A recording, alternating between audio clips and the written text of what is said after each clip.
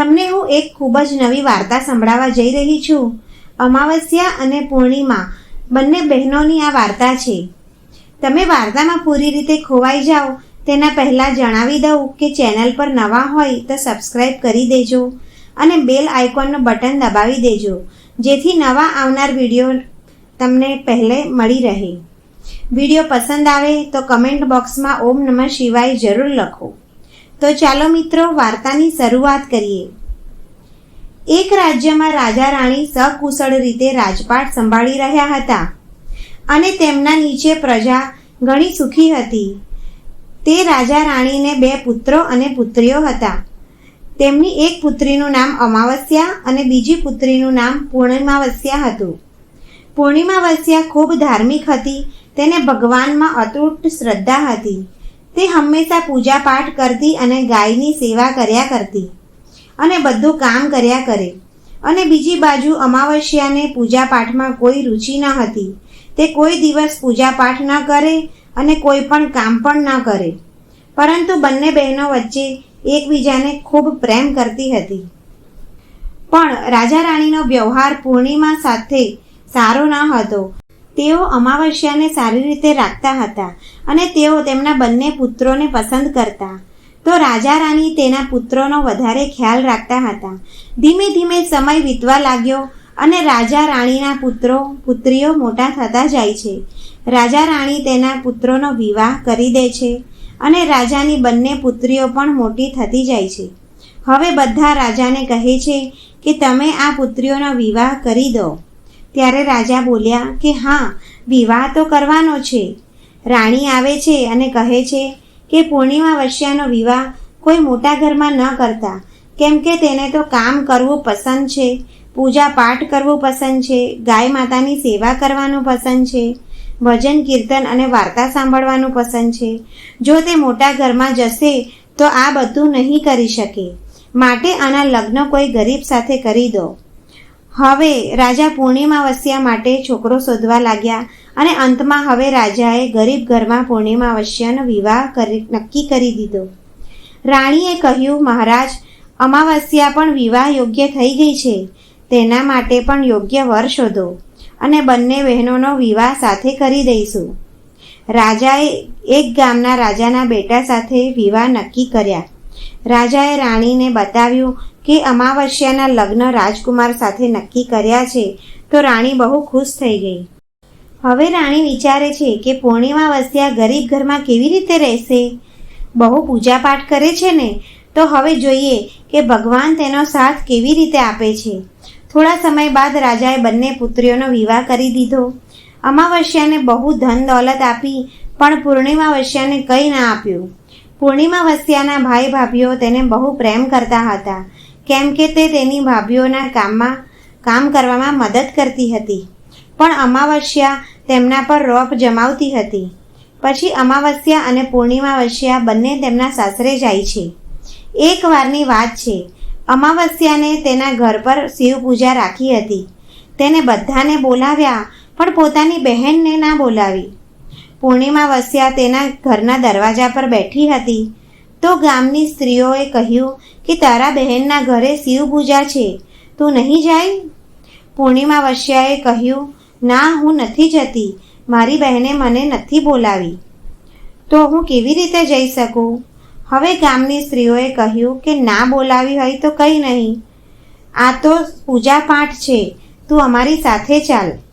સ્ત્રીઓની વાત સાંભળી પૂર્ણિમાવસ્યા શિવ પૂજામાં આવી પહોંચી. જ્યારે અમાવસ્યાએ પૂર્ણિમાવસ્યાને જોઈ તો તેને ગુસ્સેથી બોલી કે જ્યારે મેં તને નથી બોલાવી તો તું અહીંયા કેમ આવી છે? હવે આવી ગઈ છે તો ચૂપચાપ એક જગ્યાએ બેસી રહેજે, આમ તેમ ના ફરતી. તેને પૂર્ણિમાવસ્યાને ગરીબીનો મજાક ઉડાવ્યો. પૂર્ણિમાવસ્યાની આંખોમાં આંસુ આવી ગયા.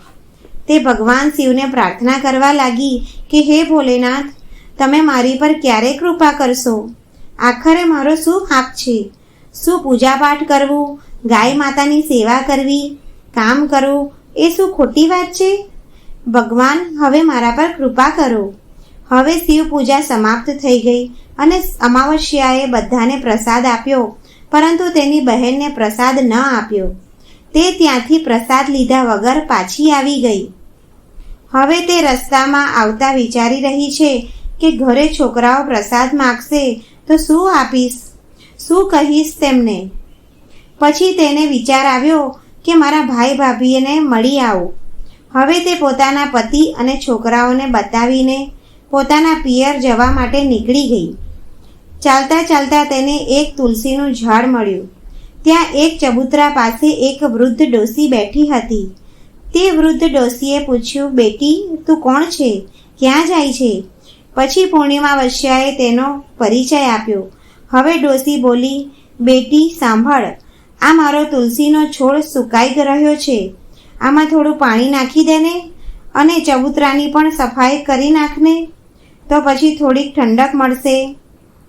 પછી પૂર્ણિમા વસ્યાએ ચબૂતરાને ધોયા, પછી તુલસીને પાણી આપ્યું અને પૂજા કરી અને વૃદ્ધ ડોસીમાને પણ નવડાવ્યા અને તેમના પગ દબાવ્યા. પૂર્ણિમા વસ્યાએ પૂછ્યું, માજી કંઈ કામ છે હવે? તો માજીએ કહ્યું કે ના બેટી, અને તેને ખૂબ આશીર્વાદ આપ્યા અને કહ્યું, તું તારા પિયર જા, પણ પાછી ફરતી વખતે મને મળતી જજે. હવે તેને કહ્યું, ઠીક છે માજી. તે તેના પિયર તરફ જવા આગળ વધવા લાગી. ચાલતા ચાલતા રસ્તામાં તેને એક શિવ મંદિર મળ્યું. ત્યાં ઓટલા પર એક સાધુ મહાત્મા બેઠા હતા. તે બીજું કોઈ નહીં પણ સ્વયં ભગવાન શિવ હતા. પણ પૂર્ણિમા વસ્યાએ તેને ઓળખ્યા નહીં. સાધુએ કહ્યું, કોણ છો બેટી? પૂર્ણિમા વસ્યા બોલી, શું વાત છે બાબા? ત્યારે પેલા સાધુએ કહ્યું કે બેટી, શું તું આ મંદિરની સાફ સફાઈ કરી દઈશ? બહુ ગંદુ થઈ ગયું છે અને સાથે સાથે ઓટલો પણ ધોઈ નાખજે અને મારા નહાવા માટે 2 ડોલ પાણી લાવી આપજે, તો તારું ભલું થશે. પૂર્ણિમા વસ્યાએ ખુશી ખુશી મંદિરની અંદર સફાઈ કરી અને બહારનો ઓટલો ધોયો અને ભગવાન શિવની પૂજા કરી. થોડું આગળ ચાલી તો તેને કાળી માતાનું મંદિર આવ્યું. કાળી માતા પણ તે વૃદ્ધ સ્ત્રીનું રૂપ લઈ બેઠા હતા. કાળી માતાએ કહ્યું, કોણ છો બેટી? ત્યારે પૂર્ણિમા વસ્યાએ તેનો પરિચય આપ્યો અને કહ્યું, શું વાત છે માજી? ત્યારે વૃદ્ધ સ્ત્રીએ કહ્યું કે બેટી, અહીંયા મંદિરે ઘણા બધા લોકો દર્શન કરવા આવે છે અને જતા રહે છે. કોઈ મંદિરની સાફ સફાઈ નથી કરતું. તું જરા મંદિર સાફ કરી દઈશ?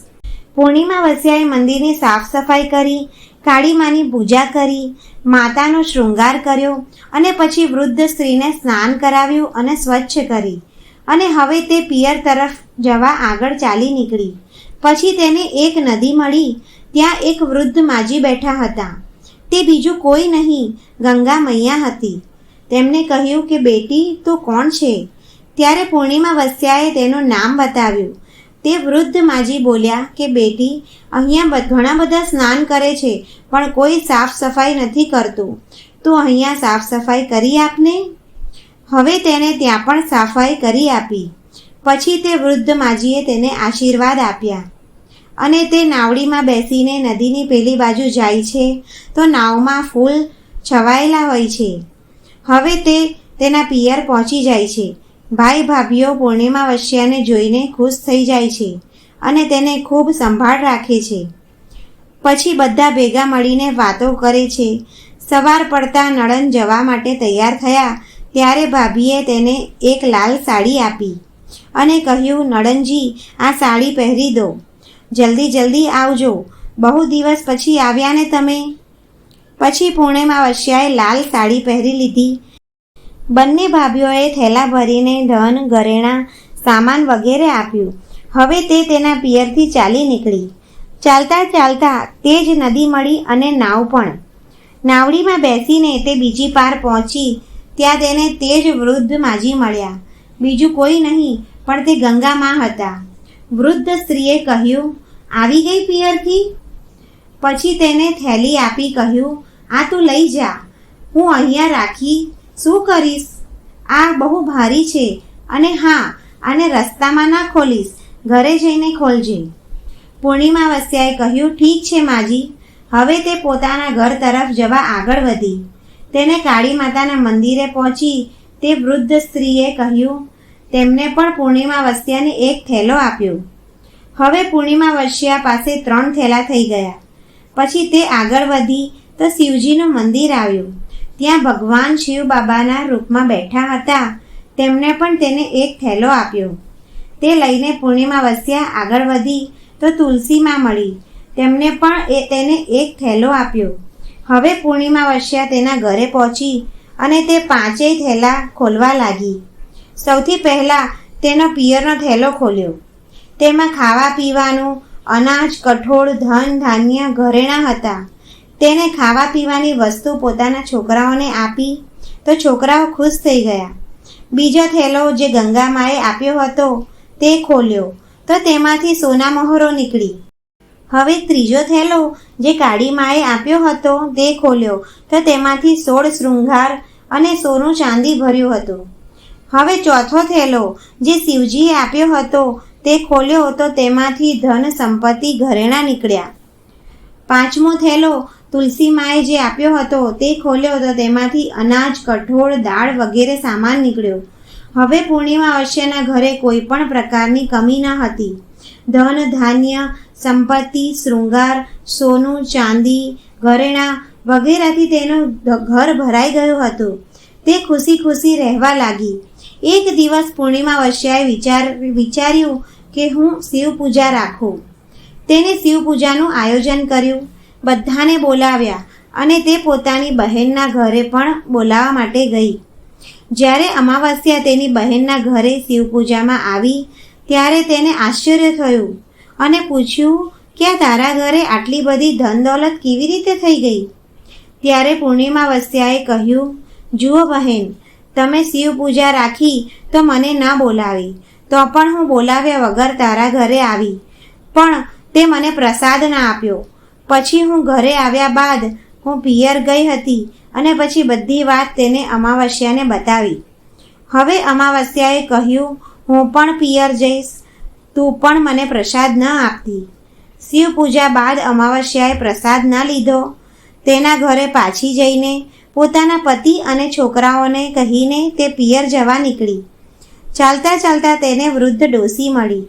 તેને કહ્યું કે બેટી, આ ચબૂતરો ધોઈ દેને જરા અને તુલસીમાને પાણી પીવડાવી દેને. ત્યારે અમાવસ્યાએ કહ્યું કે ઓ ડોસી, મેં આટલી મોંઘી સાડી પહેરી છે, તે ગંદી થઈ જશે, હું સાફ નહીં કરું. આગળ ચાલતા ભગવાન શિવજી મળ્યા. તેમને પણ આવી જ રીતે જવાબ આપ્યો.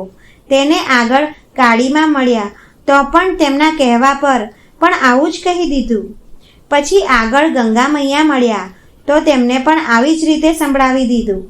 પછી તે નાવમાં બેઠી તો નાવડીમાં કાંટા હતા. થોડા કાંટા તેના પગમાં વાગી ગયા. પછી તે તેના પિયર પહોંચી ગઈ. તેને ભાભીઓએ જોઈ તો કહ્યું, આ ક્યાંથી આવી ગઈ? અરે, પૂર્ણિમા વસ્યા પાસે કંઈ જ ન હતું માટે તેને આપ્યું છે બધું, પણ આ અહીંયા કેમ આવી છે? કંઈ નહીં, આવી છે તો બેસો, આમ પણ કંઈ કામ તો કરાવે નહીં. બચારી પૂર્ણિમા વસ્યા તો બધું કામ કરાવે છે અને આ તો ખાવાનું ખાઈને સૂઈ ગઈ. સવાર પડતા અમાવસ્યાએ કહ્યું, ભાભી, હું જાઉં છું. તમે પૂર્ણિમા વસ્યાને તો થેલો આપ્યો હતો, મને કંઈ નહીં? તો ભાભીએ કહ્યું, જાઓ, તમારા ઘરે થેલો પહોંચી જશે. તે આગળ ચાલી.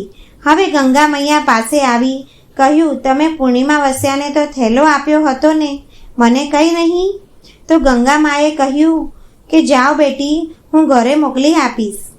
આવી જ રીતે કાળિકામાં, ભગવાન શિવ અને તુલસી માતાએ પણ આવું જ કહ્યું. હવે તે જ્યારે ઘરે પહોંચી તો તેના આંગણામાં 5 થેલા હતા. તે 5 થેલા ખોલે છે તો કોઈકમાં સાપ, માટી, કોઈ ઈંટ પથ્થર વગેરે હતું. તે વિચારવા લાગે છે કે મને તો પિયરથી કંઈ ન મળ્યું અને આ લોકો પાસેથી પણ કંઈ ન મળ્યું. અમાવસ્યા દોડીને પૂર્ણિમા વસ્યા પાસે જઈને કહે છે કે તને આટલું બધું મળ્યું અને મને કંઈ નહીં? ત્યારે પૂર્ણિમા વસ્યા બોલી કે હું પિયર જાઉં છું તો ભાભીઓ સાથે તેમની મદદ કરું છું, કામ કરાવું છું, અને તે તો ભાભીની ક્યારેય મદદ નહીં કરી. ભાભી તને શું આપે? ગંગામાને તે ઠુકરાવી દીધા. શિવજી, કાળીમાં, તુલસીમાં બધાને તે ઠુકરાવી દીધા માટે તને ભગવાને કંઈ ના આપ્યું. ત્યારે અમાવસ્યા કહે છે કે બહેન, મને માફ કરી દો. મેં સદાય તારા પર અત્યાચાર કર્યો છે. ભલે મને કંઈ ના મળ્યું, પણ હું પણ ભક્તિ કરીને પ્રાપ્ત કરી લઈશ. ત્યારે પૂર્ણિમાવસ્યાએ કહ્યું કે 3 સૂત્રનું જ્ઞાન લઈ લો. પહેલા સૂત્રમાં દયા માંગજે, બીજા સૂત્રમાં તેની ચર્ચા કરજે અને ત્રીજા સૂત્રમાં 108 વાર ઓમ નમઃ શિવાયનો જાપ કરજે. ભગવાને જે 3 સૂત્ર આપ્યા છે તે પ્રસાદના રૂપમાં સ્વીકાર કરજે અને હૃદયમાં દયા રાખજે. મેં સાચા મનથી ભગવાનની પૂજા પાઠ કરી હતી, બધાની મદદ કરી, બધાનું કામ કર્યું, માટે મને બધું જ મળ્યું અને તારી પાસે જે હતું તે પણ ખતમ થઈ ગયું. પછી અમાવસ્યા ભગવાન શિવ પાસે ક્ષમા માગવા લાગી અને તેમની પૂજા કરવા લાગી. મિત્રો, જો આ વિડીયો તમને પસંદ આવ્યો હોય તો લાઈક કરો અને આ ચેનલને સબસ્ક્રાઈબ જરૂર કરો અને તમારા સગા સંબંધીઓ સાથે આ વિડીયોને શેર કરો. જય ભોલેનાથ.